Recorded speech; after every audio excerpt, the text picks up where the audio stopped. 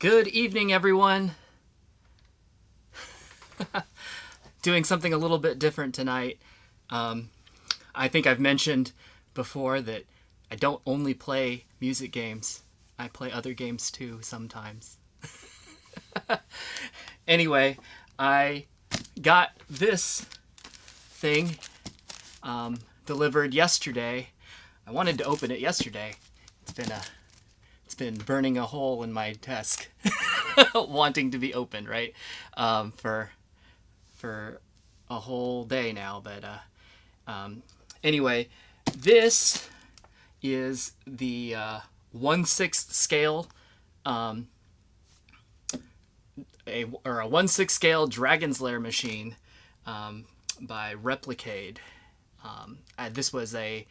They did this as a Kickstarter last year, and I think I backed it almost a whole year ago, like in November of last year. And they have, as seems to be the case with most crowdfunded things, right? It was delayed and then delayed and then delayed a little more, and then COVID, and then delayed, and then more COVID and more delays. And anyway, it's finally here. And I thought that I would take a moment and actually unbox this live on stream. And actually, I think the only reason I'm doing it live is really, I only announced this stream like 15 minutes ago, so like almost nobody would have had any time to prepare or anything. But I think really the reason why I'm just doing it live is to kind of remove the ability or the possibility for me to try and edit this after the fact. I just want to like do it and just have it be done. So I've never really done one of these before, like an unboxing. I guess I kind of have. I unboxed my giant Zorbies some years ago. That's a whole nother thing, though. Anyway, let me just get to it here. So, I'm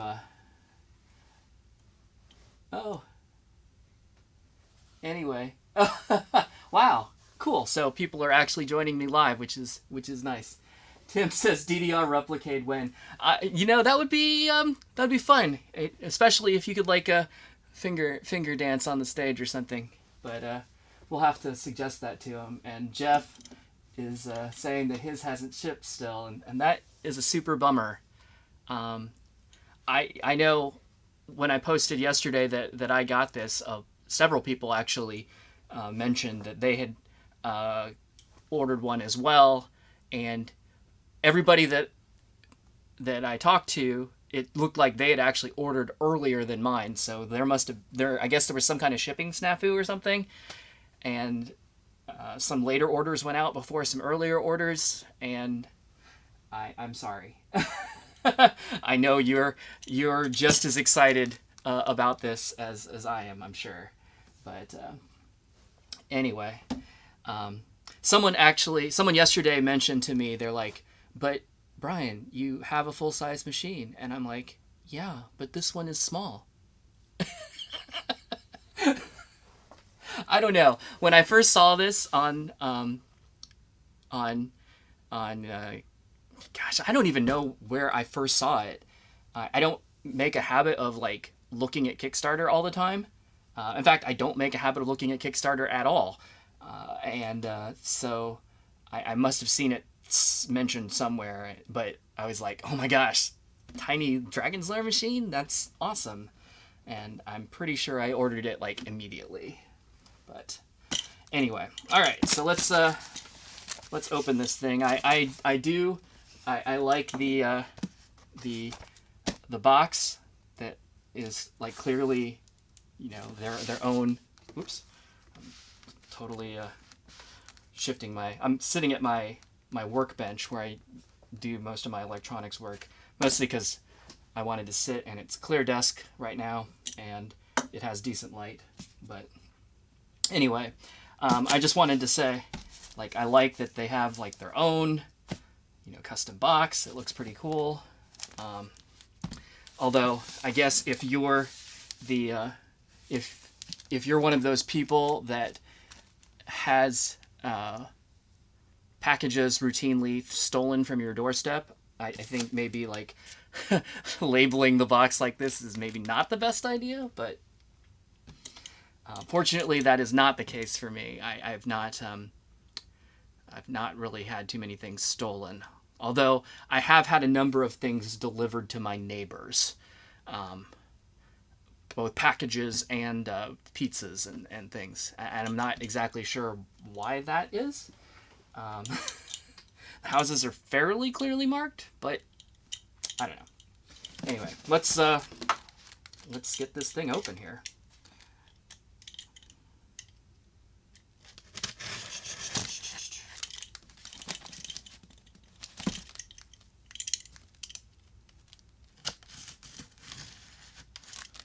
When I looked at my order yesterday to check to see what order number I was, to try and compare with other people who had said that they had not gotten theirs yet, I noted that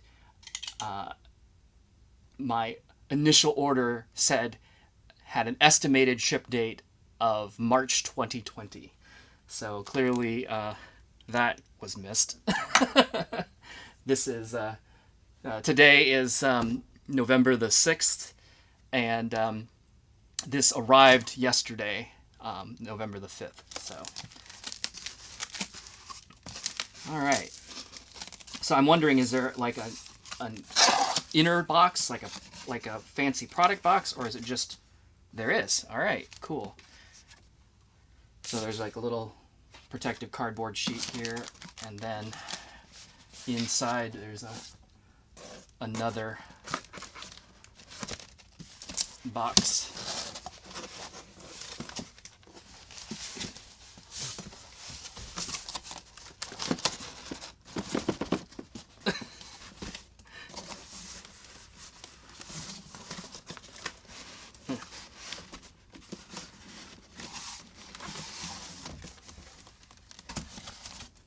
All right, let me put this down here. Oh,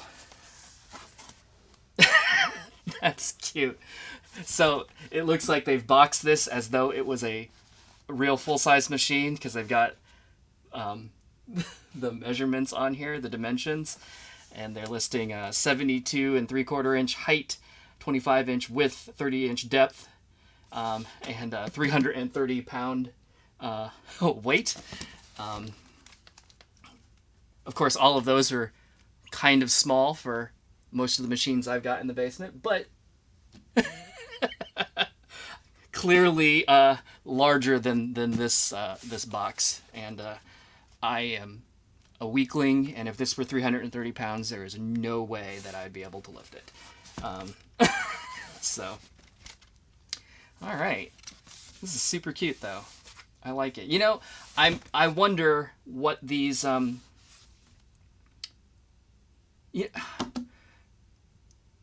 I wonder how much this actually looks like the box that Dragon's Lair may have come in from the factory back in the day. I'm guessing. I don't know. I wouldn't know. But all right. It looks like this is one of those like pull open from the. Or wait. Yeah, I think this is the kind that you like lift here. Oh, it's got a little bit of double stick tape there. So, all right, we're opening that. Oh gosh, just box after box. So, underneath that box is like a full color retail box.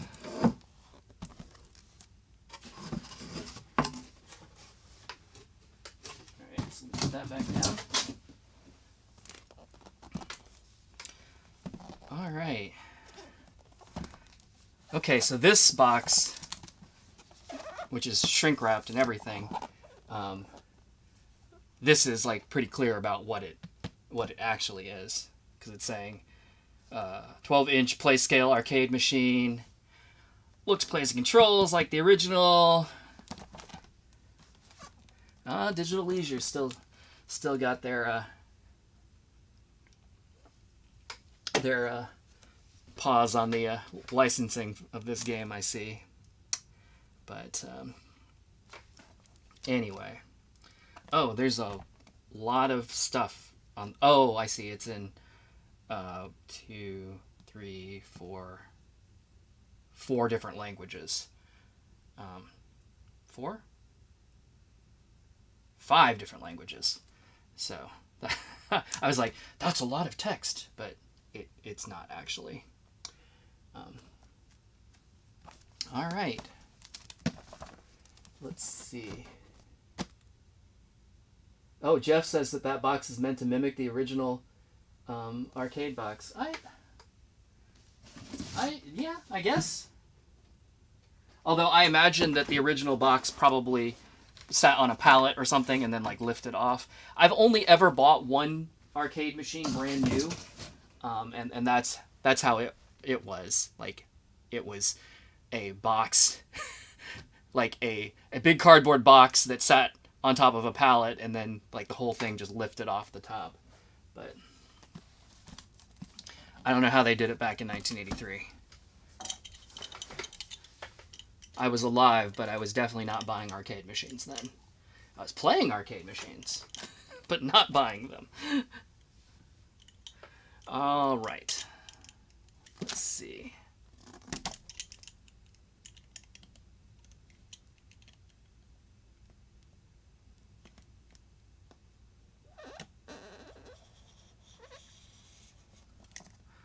I'm one of those weirdos that likes to try and keep the packaging all really nice. If you ever buy something from me on eBay,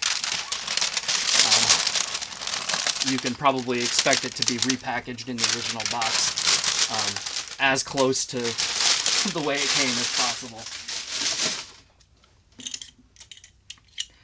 All right. So we got the plastic off of that. It was that super noisy plastic. It's like opening Sun Chips. But and this one opens the same way as the last one, where it's like a pull tab and opens from the side. Oh, look at that. Oh, this is beautiful.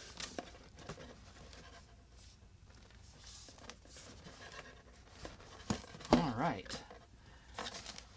So, let me...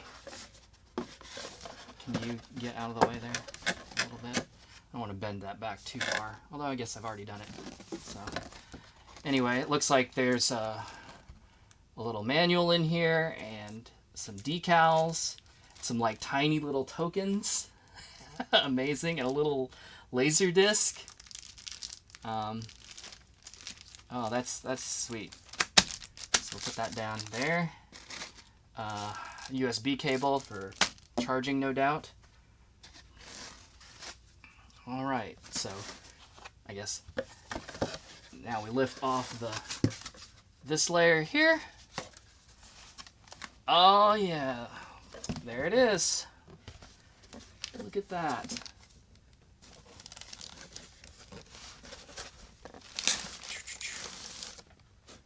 Just pop that out of there.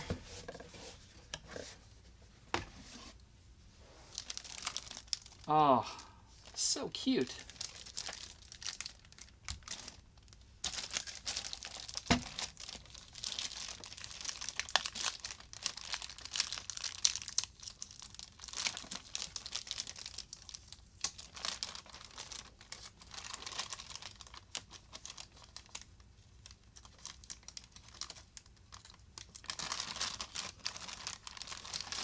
All right. So I guess this is the big unveiling, right? Ta-da!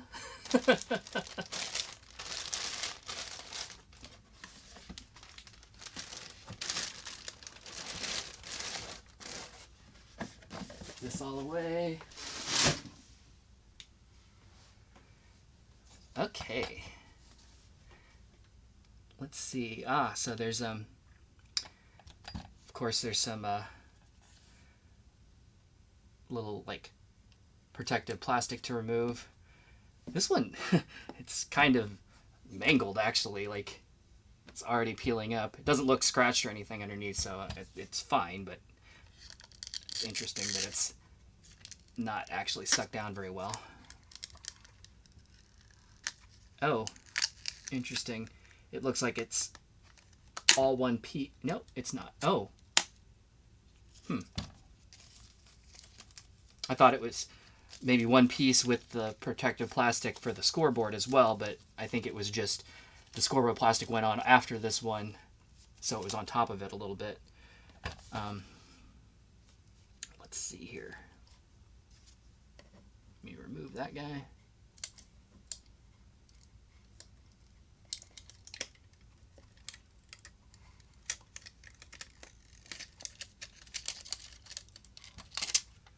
All right. There it is. And I remember some of the last backer messages that went out, they were talking about like where they were going to put the side art, whether it was going to go like high or low or right in the middle. And I think there was also possibly an option for like, we'll let you do it yourself. I guess they finally made a decision. I don't even remember if I voted in that. But anyway, let's take a look here. We got our little coin door, which does it open? There's a little key on it. Does that actually turn? Oh, it does not turn, but it does open. Cute. Cute. And then there's supposed to be a drawer in the back. Aha. Amazing. So this is, not this part obviously, but this is at least similar to the actual cabinet. On the real cabinet, the drawer is actually like pretty much all the way at the bottom. Here it's a little bit higher, I see, but I'll forgive that. But the drawer holds the Laserdisc player, and I remember this was one of the stretch goals, was if they got so much, they were going to build like the little replica Laserdisc player to go in here.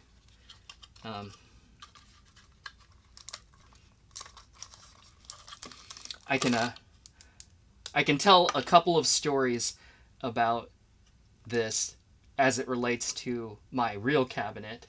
The drawer that holds the Laserdisc player in my real cabinet is one of the very few arcade things that I repaired with a hammer.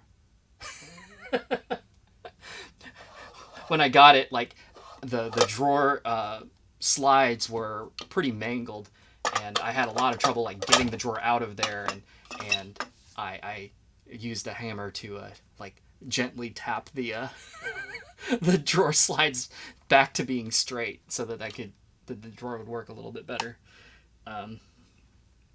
So anyway, oh, look at this little guy.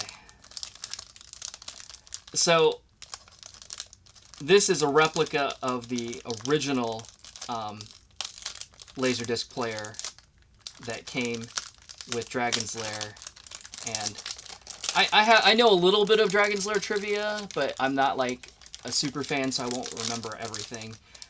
But I do know, I think, what was this? This was the PR 7820 or something like that was the model number.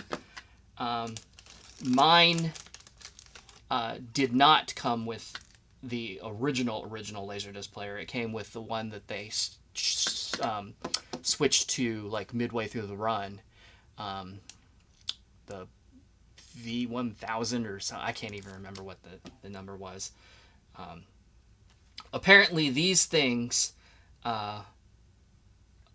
there were a couple of goofy things about the real ones of these. First of all, apparently these things weighed like 80 pounds, because it was like a whole like metal, the whole like what do you call the enclosure, the case, the shell was all metal, and it was just like this behemoth monster thing. And I imagine the electronics back then were probably pretty heavy too, because I know even my Laserdisc player that came with mine, even though it has a plastic shell and is much lighter, the electronics inside are very dense and very heavy, particularly compared to the kinds of things that you get these days. But anyway, so these things were like 80 pounds, and they were top load, as you can see.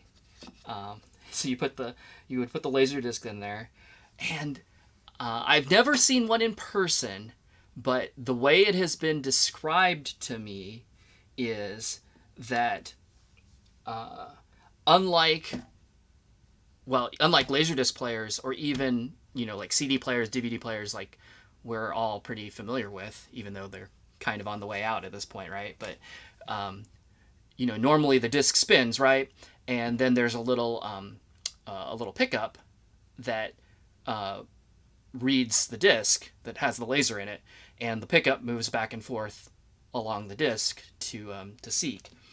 Apparently, the way this thing worked, though, is the pickup was in this area of the player, and the whole disc would slide back and forth instead. So the pickup was fixed, and the disc would slide.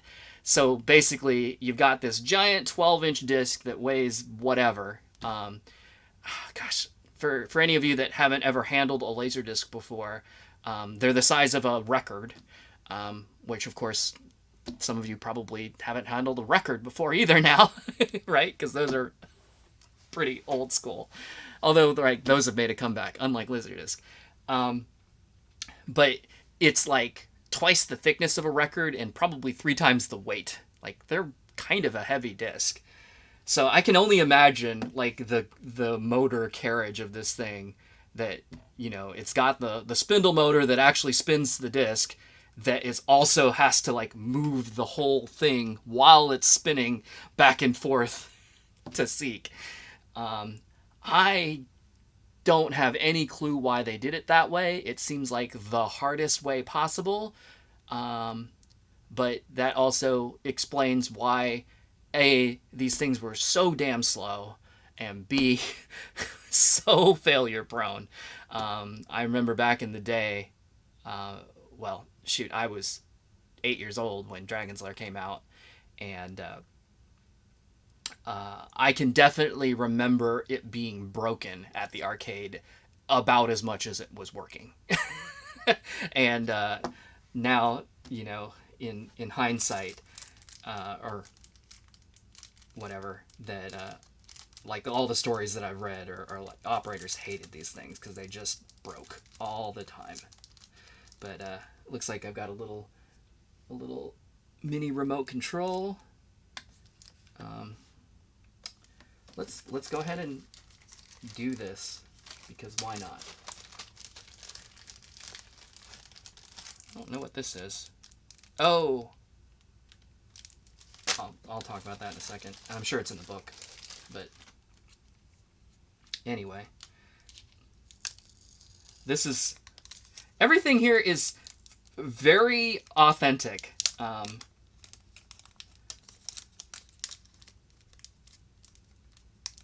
Not the plastic sleeve, but this paper sleeve is very much like what Laserdiscs would often come in. Is it sealed? Aw, really? Well, I don't feel like opening this right now, but there's a real disc in there. Oh, I see. It just slides out. It's not that bottom part is just the bottom flap to hold it together. Oh man, I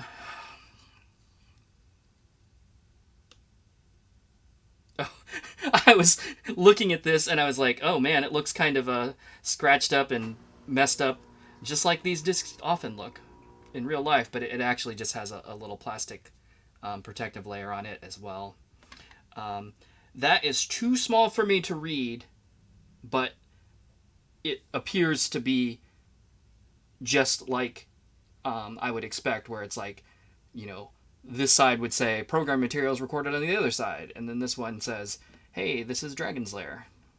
But looks like this drops in there.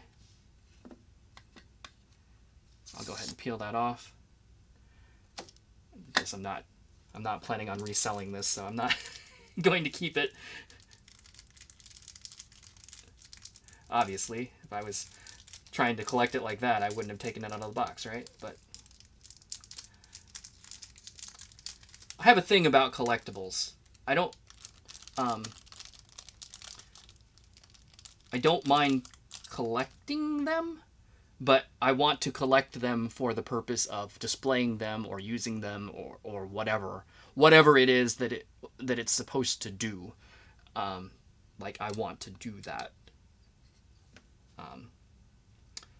I don't want to just keep it in a box and throw it on a shelf and wait for it to be worth more. I feel like I'll invest in investments because collectibles I want to actually use. And if using just means, hey, you can look at it, you know, like a figurine or something like that, that's cool. Like, that's fine with me. But there we go. But that's just me. Man, I wish the real player actually... There's like a little bit of foam in the bottom of this, and it feels nice and snug, but also like kind of cushioned. The real player is definitely not that at all. More reasons why these things apparently broke all the time. All right. So, anyway, I have just yammered on about this enough. Let's get to the fun part, right?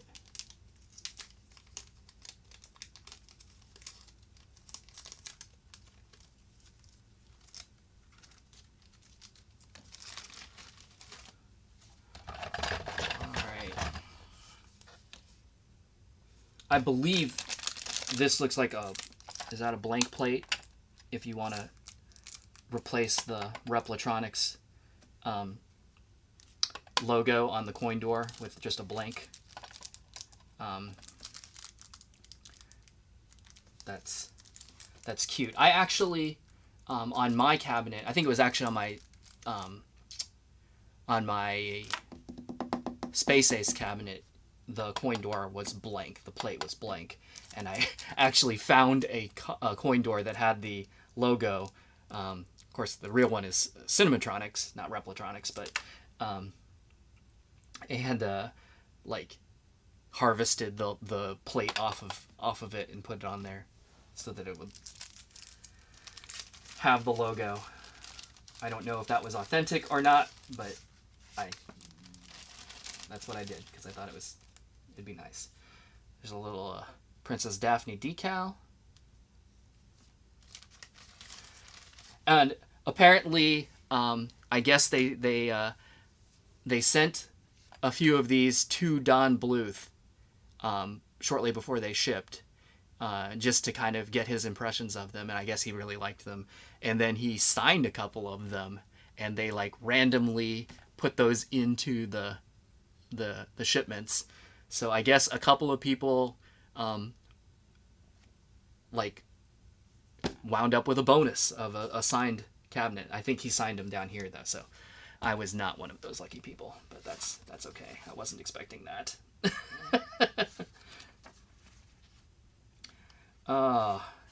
This is cute. The manual actually is sort of similar to the real game manual.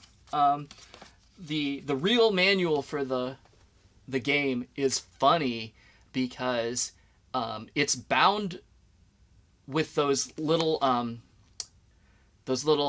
don't even know what you call those things, but they're like the little brass things that you poke through a hole and then you like bend the tabs out on the other side to hold it in there. And the whole manual looks like it's just like hand typed on a typewriter. So this one, the font that they used is like that typewriter font. But anyway. Okay.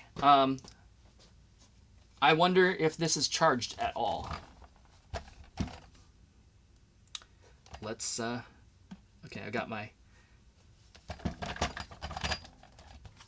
Oh, I forgot. So, I pulled these over here.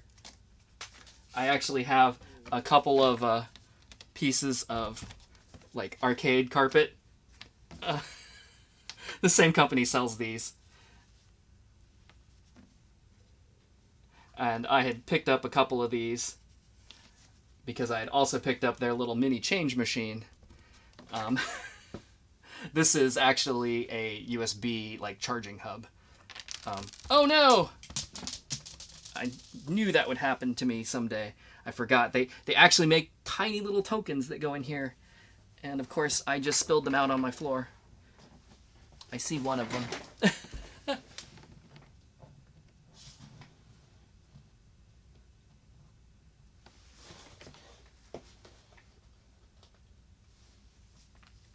I think I found them all. I'm dumb. Anyway.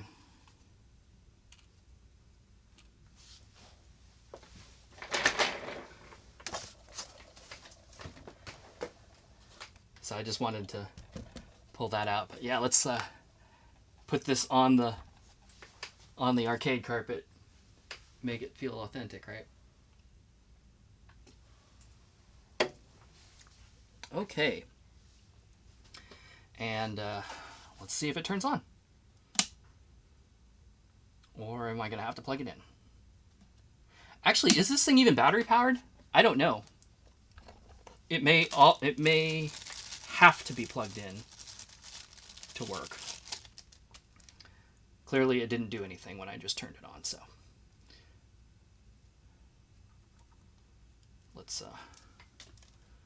plug it in. Oh, micro USB.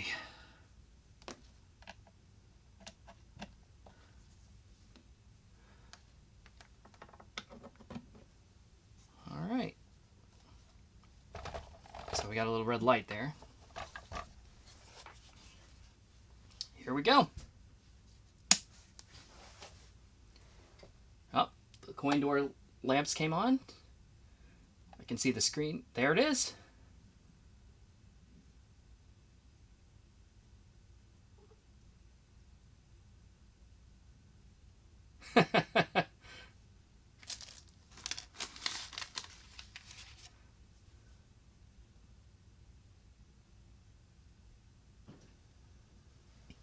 See if... Oh! Dragon's Lair, a fantasy adventure where you become a valiant knight on a quest to rescue the fair princess from the clutches of an evil dragon. You control the actions of a daring adventurer finding his way through the castle of a dark wizard who has enchanted it with treacherous monsters and obstacles. In the mysterious caverns below the castle, your odyssey continues against the awesome forces that oppose your efforts to reach the Dragon's Lair. Lead on, adventurer. Your quest awaits. Nice. All right. Let me just turn this down a little bit. Toot, toot, toot. There we go. Well, that's super cute. Let me, that appears to be max volume. Yeah. The speakers are... Well, I saw the speakers on the back, so it looks like it's firing out the back. So I'm guessing that these speakers up here on the scoreboard are just for decoration. to make it In look the authentic. mysterious caverns below the castle, your odyssey continues against the awesome forces that oppose your efforts to reach Anyway, the dragon's lair. let's see. How do I have to point it up, or do I just push a button? Your quest Do you awaits. push these? Oh. Cute. So that was like a service button, so I've got a little menu here. Screen brightness, 200. Game audio, RepliCade, H2. Okay. Oh, you can turn the marquee. Oh, look at that. The marquee turns on and off. Cute. Alright. Then what does this button do? Okay, so it looks like this button is service, and then this button acts like putting a coin in. So now I've got my 2 credits. So let's try and play this.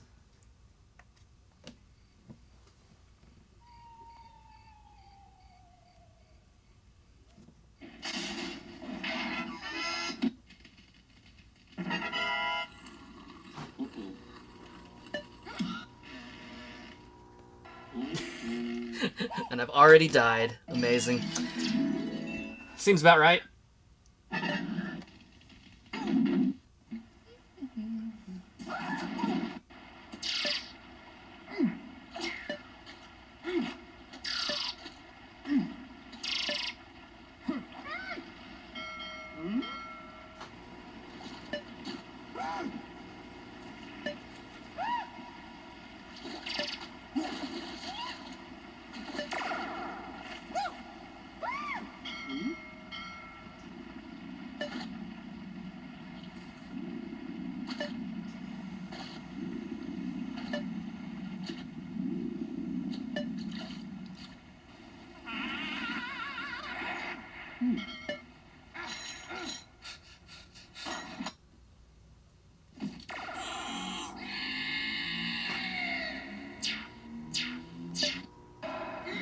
You know, I didn't really look to see what ROM set they're supposedly mimicking here.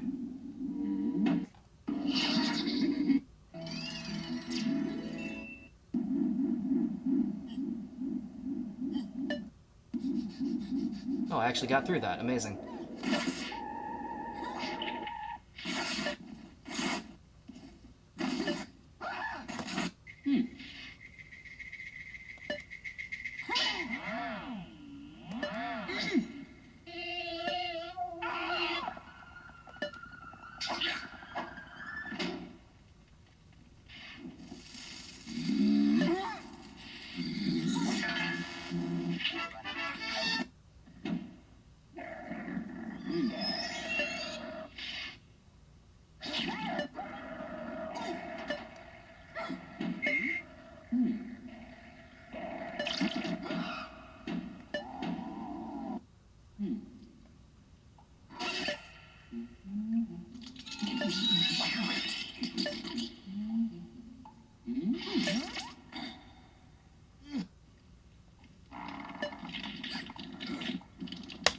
Ah! Oh boy. Save me!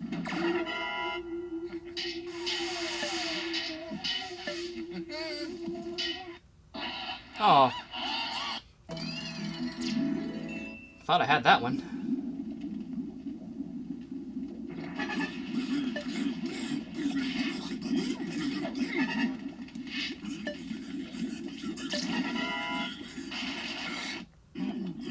Oh, too late. The end. Well, that looks and plays very, very authentically. Feels really good. Everything looks great. Honestly, I feel bad about this because I'm always kind of a purist, right? Like, I love CRTs in games that are supposed to have CRTs, but quite frankly, like, it actually looks better. Like, the video quality is better, and the screen quality is a little bit better here.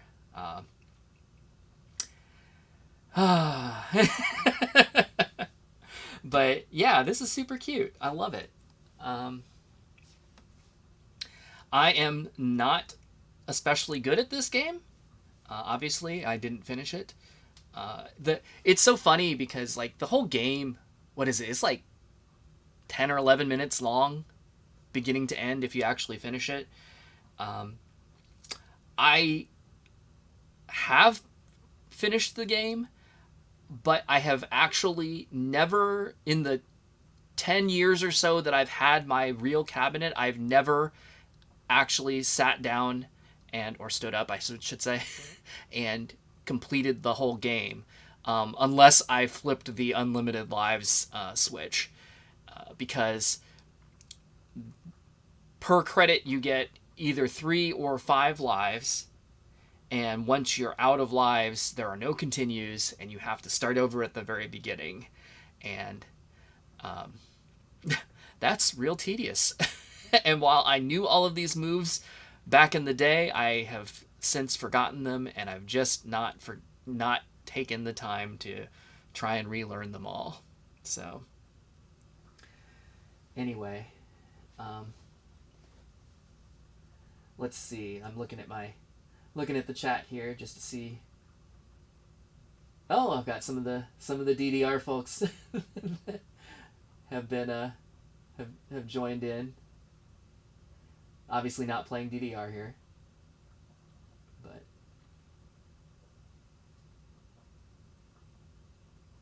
is there a DDR RepliCade? No, not that I know of. But it would be fun. But anyway, I'm gonna try one more, just to do it. I notice it's showing that I still have 1 credit, so I don't know if it was actually set for 2 credits or if I somehow put 3 on there. Will it? Okay, I guess it's just set for like 1 credit per game. Let's see if I can do a little bit better this time. Or let's see if I can fail immediately.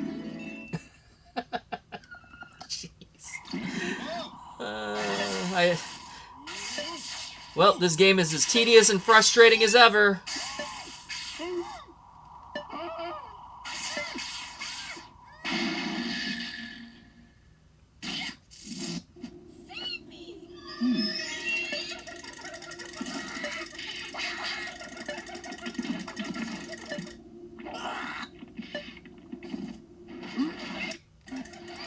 No, I'm too early.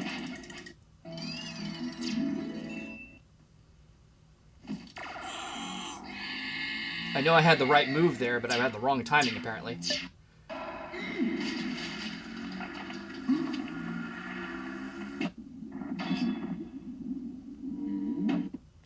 Oh. I thought I had an extra second on that. Guess not. Oh! I'm doing so much worse.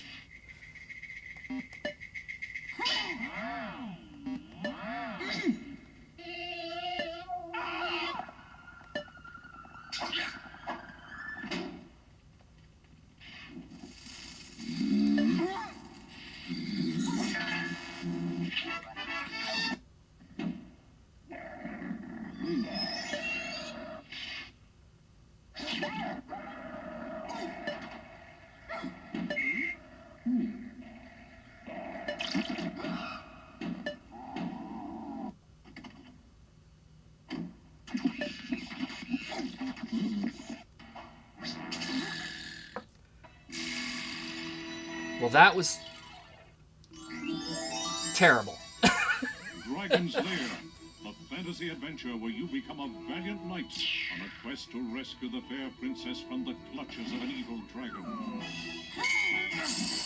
You control the actions of a daring... Oh, yeah, you said it's running the arcade ROM, so I assume it's probably running... What was the last one? F2, I think, was the last version? Yeah, I noticed that the bridge scene isn't in there either. In the mysterious caverns below the castle, your odyssey continues against the awesome forces that oppose your efforts to reach the dragon's lair. I'm sure it'll only be a matter of time before somebody hacks this to use like the enhancement ROM set or something. And by matter of time, it's probably already happened. But anyway, so yeah, that's the RepliCade Dragon's Lair machine. Let me turn this down a little bit. I guess I'll just give a few like parting thoughts. I love the I love the physical machine. It's super authentic. Like all the angles, and I imagine the size and everything is probably spot on. Some of the details that they've got here, like the little rivets around the joystick, that's like the attention to detail, and the screws for the little speaker grills, like all of these things are so, like, they definitely, you know, stared at a real machine for a long time and was like, yes, we must include that detail. So that is great. The controls are super tiny, but they feel good. Like it's pretty easy to play, even though it didn't seem like it because I was doing really bad. I guess the only thing that I would, and this is super nitpicky, right? The buttons are kind of clicky, as is the joystick, which the real arcade cabinet uses like leaf switch buttons and leaf switch joystick, so it has a much mushier feel to it than these do. Although they don't feel as snappy as like a micro switch button, so I don't even know if that was like a consideration. This is me just talking, trying to find anything that I can possibly talk about, but definitely not a complaint. But yeah, they've got the little screws around the coin door, and the fact that the coin door actually opens. That's super cute. But yeah, and then the game itself looks great. Obviously they got it in the right aspect ratio, so that's super appreciated. And sounds great. And like I said, so it's as beautiful as ever. The game, all the animation looks amazing. The gameplay, like I said, is as tedious and frustrating as ever. So, you know, authentic. But with that, I think that's all I've really got. I may come back and like try and like do a real playthrough on this a little later, but this was really just to kind of get it out of the box and take a look at it and give first impressions. And yeah, it's everything. It's basically everything that they advertised it to be, and made me want to get it. So love it, and hope that you enjoyed seeing it. And I will see you in the next one.